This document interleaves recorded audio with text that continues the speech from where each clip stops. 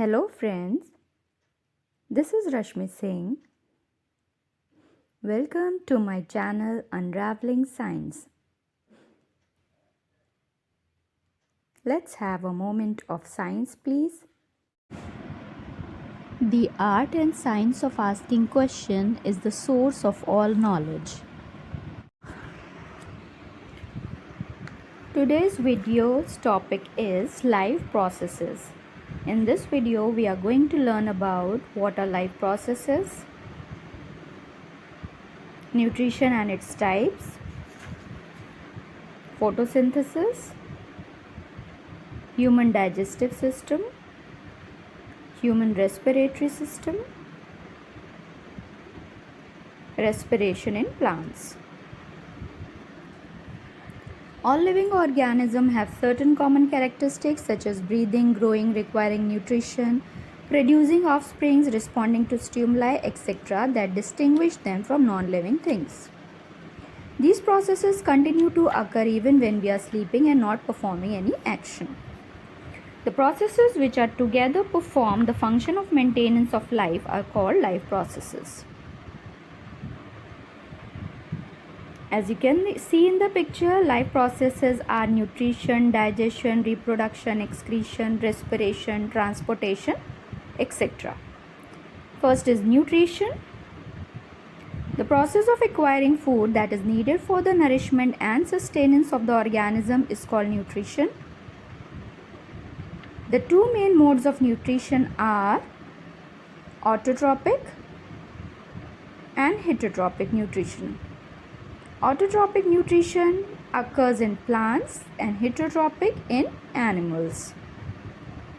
In autotrophic nutrition, organisms produce their own food through the process of photosynthesis, whereas in heterotrophic nutrition, organism depends on plant and other animals for food. Autotrophic nutrition.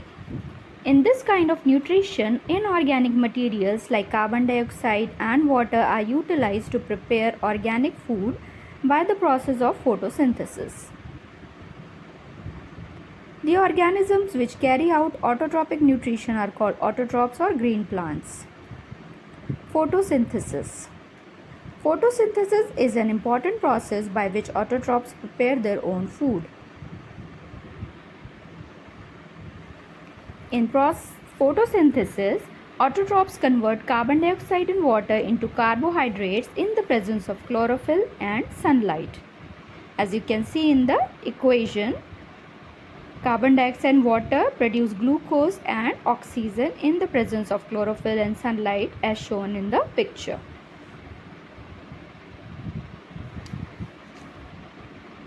Steps of photosynthesis. Absorption of light by chlorophyll, conversion of light energy into chemical energy, splitting of water into hydrogen and oxygen, finally reduction of carbon dioxide into carbohydrates. The site where photosynthesis occurs is chloroplast, and they contain green color pigment known as chlorophyll that traps sunlight for photosynthesis. Stomata. They are tiny pores present mostly on the lower surface of leaves through which gaseous exchange and transpiration occurs. As you can see the picture of stomata, these are surrounded by guard cells which guard its opening and closing. These cells also contain chloroplast. The opening and closing of stomatal pores are controlled by the turgidity of guard cells. When guard cells take water from the surrounding cell, they swell to become turgid, which enlarges the opening in between them, so stomata opens. As you can see in the picture, when the water is released, they become flaccid, which closes the stomatal pore. Heterotrophic nutrition. In this mode of nutrition, an organism is unable to synthesize its own food. It is of following types. First is holozoic nutrition, in which organism take in whole food and breaks it inside the body, for example amoeba. Amoeba engulfs the food particles using pseudopodia, and the process is known as phagocytosis. As you can see in the picture, amoeba with the help of pseudopodia engulfs the whole food. The food particle forms the food vacuole, goes inside the body, broken down into simpler forms, and is diffused inside the cytoplasm of cell. Saprophytic nutrition. In this mode of nutrition, organism feeds on dead and decaying matter, for example fungi like mushrooms. Parasitic nutrition. In this mode of nutrition, organisms live inside or outside the body of another organism known as host and derive nutrition from it. For example, cuscuta, leech, tick, etc. Nutrition in humans. Humans are omnivorous. They can eat both plants and animal-based food. Being more complex, human digestive system consists of alimentary canal and associated digestive glands. There are 5 stages in human digestive system.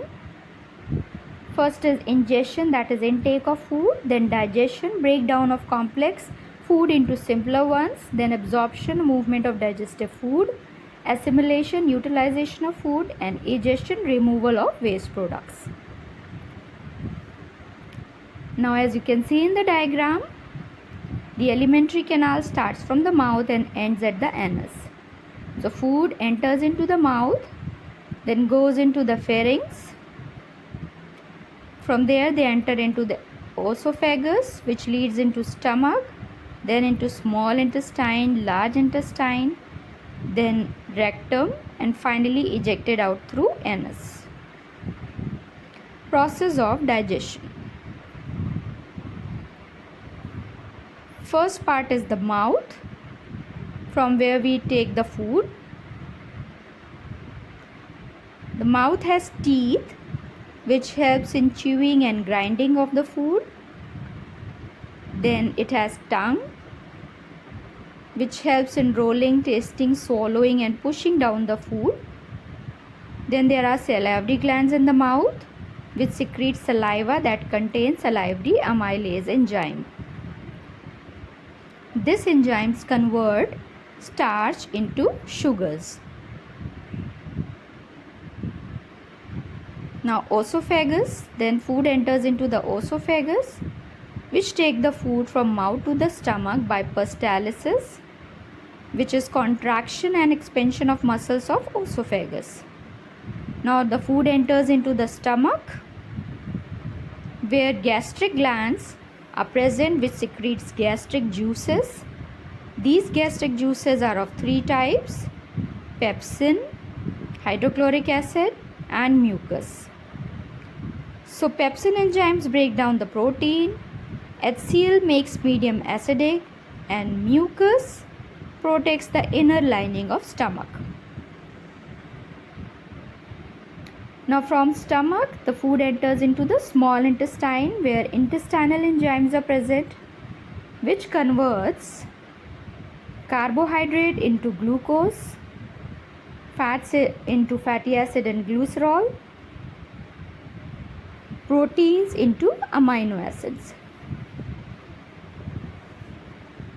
Then the small intestine is covered with finger-like projections called villi, which helps in the absorption of food into the blood. Receive secretion from small intestine receives secretion from 2 major glands, liver and pancreas. Liver secretes bile juice, which converts large fat globules into the small flat globules. This process is known as emulsification. And pancreas secrete pancreatic juices, which are of 2 types, trypsin and lipase. Trypsin converts protein into peptones, and lipase converts emulsified fats into fatty acid and glycerol. Now from here the food enters into the large intestine. in which mainly the absorption of excess of water takes place. And then the undigested food is collected inside the rectum.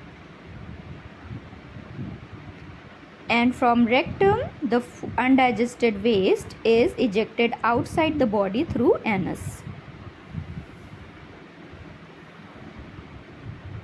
Now you can see in the picture how the food from mouth enters into the stomach, small and large intestine, and then out of the body.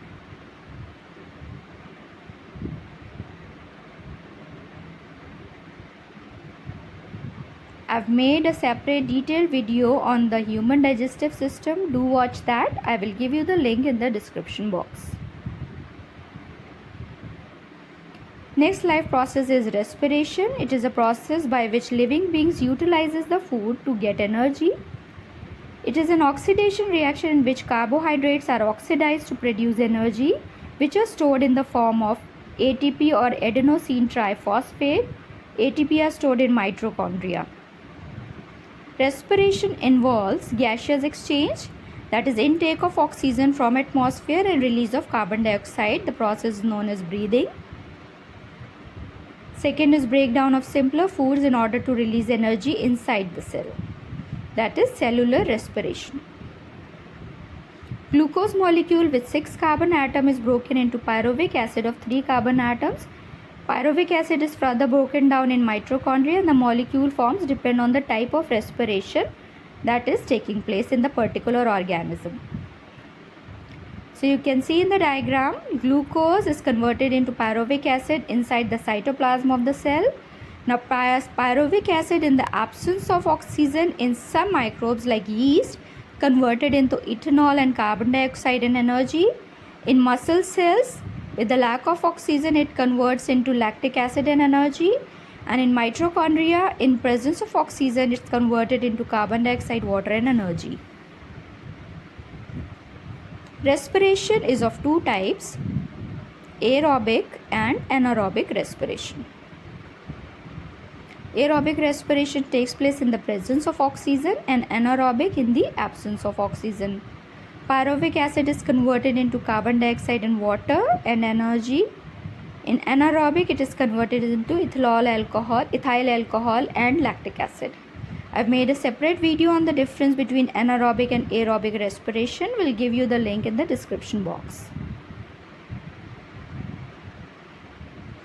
Human respiratory system.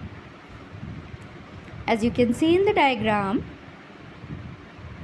the passage of air through human respiratory system starts with nostrils. Air enters into the nasal passage or nasal cavity. Then from there it enters into the pharynx, then into the larynx, which is the voice box, and then from larynx it enters into trachea, which is the windpipe. It forms an inverted Y-shaped structure, enters into the lungs in the form of bronchi. These bronchi are further divided into finer bronchioles, and these bronchioles are further divided into air sacs or alveoli. And these alveoli are surrounded with blood capillaries around them.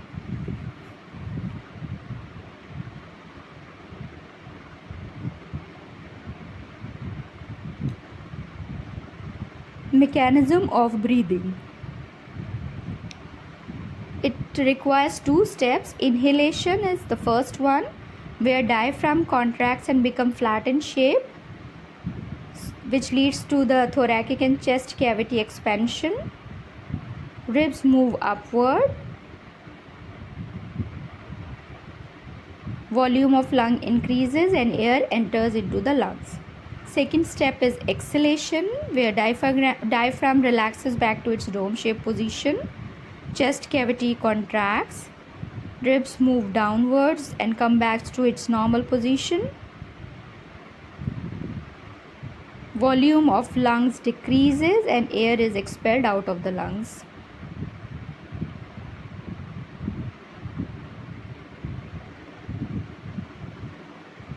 As you can see in the picture here now, diaphragm contracts, leading into the expansion of lungs and thoracic cavity, and air is rushed inside it. When it contracts or relaxes, the chest cavity decreases and air is expelled out of the body. You can see another picture to show how the lungs contract and relax with the help of diaphragm.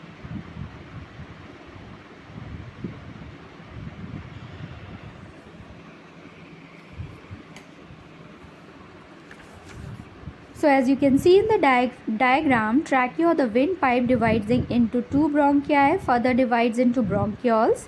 These bronchioles further divides and end into the air sac or alveoli, which are covered with the blood capillaries.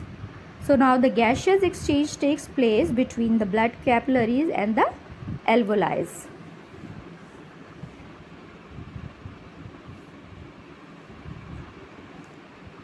So the the oxygen from the alveoli enters into the blood capillaries, and the carbon dioxide from blood capillaries enters into the alveoli, and this carbon dioxide is expelled out of the body through lungs.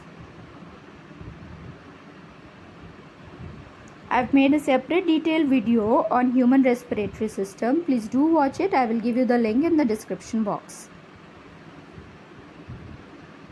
Now respiration in plants.